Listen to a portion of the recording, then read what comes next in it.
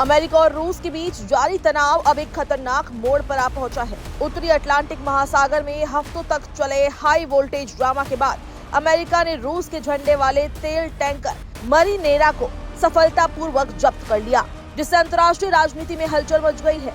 अमेरिकी media reports बताती है कि तटरक्षक बल की कार्रवाई के समय आसपास कोई रूसी जहाज नहीं था।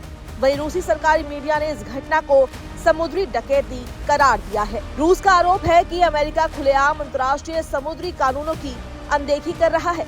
अमेरिकी नौसेना इस जहाज पर 2 सप्ताह से अधिक समय से नजर बनाए हुए थी।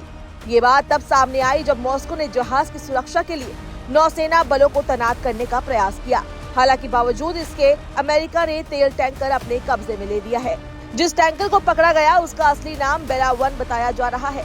साल 2024 में अमेरिका ने इस जहाज पर प्रतिबंध लगा दिया था, जिसके बाद इसका नाम बदलकर मैरीनेरा कर दिया गया। ये टैंकर ईरान से कच्चा तेल लेकर वेनेजुएला की ओर जा रहा था, लेकिन अमेरिकी नाकाबंदी के चलते रास्ता बदलना पड़ा।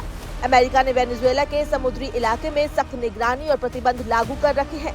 इनसे बचने के लिए कई तेल टैंकर डार्क मोड में चले जाते हैं, यानी अपनी लोकेशन छिपा लेते हैं। इससे उन्हें ट्रैक करना बेहद मुश्किल होता है। ये पहली बार नहीं है जब अमेरिकी सेना ने इस टैंकर को रोकने की कोशिश की। मीडिया रिपोर्ट्स के अनुसार दिसंबर 2025 में वेनेजुएला के पास चालक दल ने अमेरिकी सैनिकों को जहाज पर चढ़ने से रोक दिया था। अमेरिकी राष्ट्रपति डोनाल्ड ट्रंप पहले ही साफ कर चुके हैं कि वेनेजुएला के तेल पर अमेरिका का वर्चस्व होना चाहिए। उनके इस रुख को लेकर अंतर्राष्ट्रीय समुदाय में चिंता गहराती जा रही है। विश्लेषकों का मानना है कि ये नीति किसी बड़े वैश्विक संघर्ष की वजह बन सकती है। अमेरिका ने तथाकथित शैडो फ्लीट यानी प्रतिबंधों से बचकर तेल ढोने वाले जहाजों के खिलाफ अभियान छेड़ दिया है।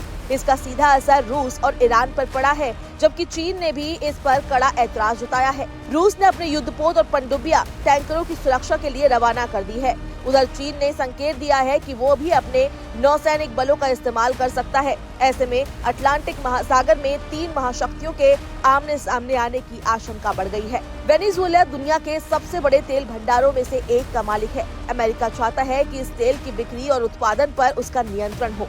रिपोर्ट्स के अनुसार अमेरिकी प्रशासन ने वेनेजुएला के अंतरिम नेतृत्व के सामने 3 शर्तें रखी है। पहली, चीन, रूस और ईरान से सभी व्यापारिक समझौते खत्म किए जाए। दूसरी, तेल उत्पादन में केवल अमेरिका के साथ साझेदारी हो। और तीसरी, तेल बिक्री में अमेरिका को प्राथमिकता दी जाए। वहीं ट्रंप ने एक बयान में ये तक कह दिया था कि इराक में हमने गलती की, तेल नहीं रखा, इस बार हम तेल रखेंगे। इस बयान ने दुनिया भर में विवाद खड़ा कर दिया। वहीं चीन की बात करें तो पहले चीन वेनेजुएला से रोजाना लगभग 7 लाख बैरल तेल खरीदता था, जबकि अमेरिका करीब 1.5 लाख बैरल।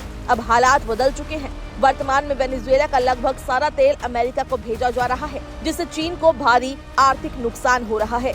इसी बीच अमेरिका ने चीनी नौसेना पर सैटेलाइट निगरानी बढ़ा दी है। रिपोर्ट्स में दावा किया जा रहा है कि चीन के 3 एयरक्राफ्ट कैरियर सक्रिय स्थिति में है।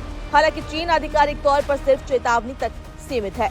वहीं रूस पहले ही अपनी पनडुब्बियां उतार चुका है और कुछ प्रतिबंधित टैंकर रूसी झंडे का इस्तेमाल कर अमेरिकी कार्रवाई से बचने की कोशिश कर रहे हैं। अब तक ऐसे 5 जहाजों की पहचान की जा चुकी है।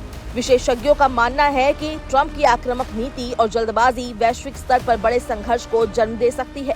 वेनेजुएला का तेल अब सिर्फ ऊर्जा संसाधन नहीं बल्कि विश्व राजनीति का बारूद बन चुका है, जिसकी एक चिंगारी पूरी दुनिया को झुलसा सकती है।